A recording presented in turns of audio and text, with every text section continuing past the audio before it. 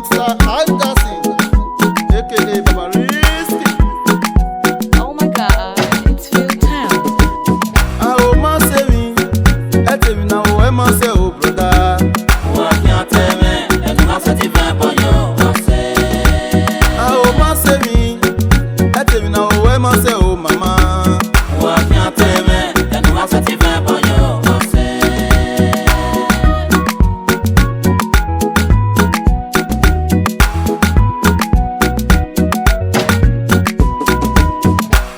Na fin for yo, ibu efane, amye yate wo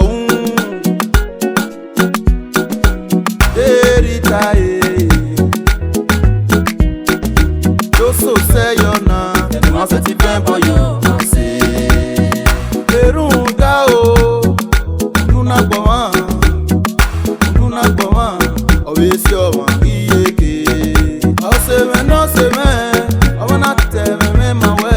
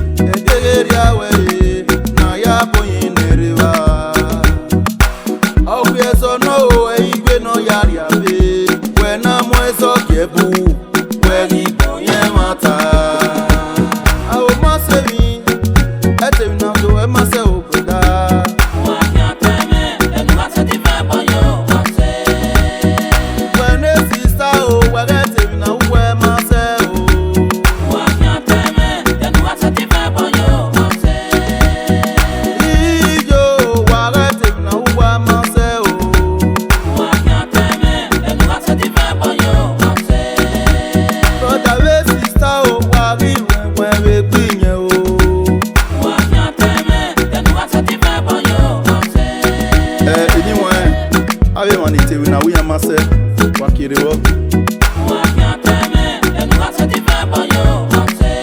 Wakati wa meti fempo.